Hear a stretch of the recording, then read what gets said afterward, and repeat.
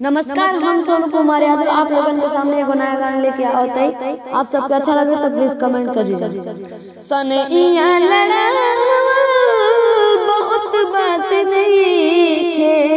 सनैया लगावल बहुत बात नहीं खे, नजरिया चुरावल बहुत बात होला, केहू के रुलावल बहुत बात नहीं खे, केहू के रुलावल बहुत बात नहीं खे,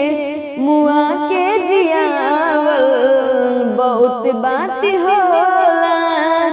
सनैया लगावल बहुत बात नहीं खे, नजरिया चुरावल बहुत बात होला,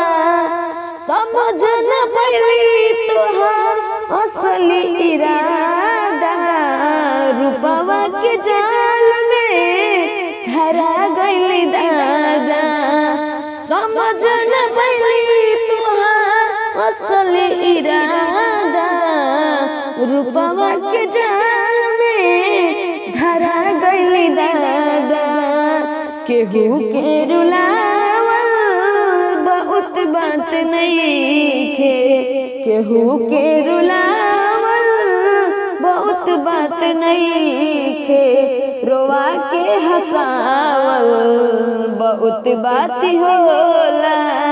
सनैया लगावल बहुत बात नहीं खे, नजरिया चुरावल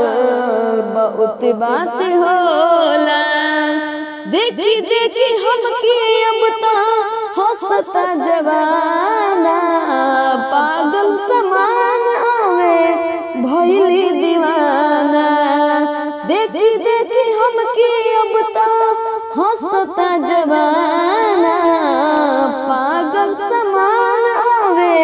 भइली दीवाना, असरा धरावल बहुत बात नहीं खे, असरा धरावल बहुत बात नहीं खे, असरा पुरावल बहुत बात होला, सनैया लगावल बहुत बात नहीं खे, नजरिया चुरावल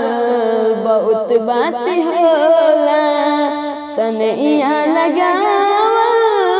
बहुत बात नहीं खे,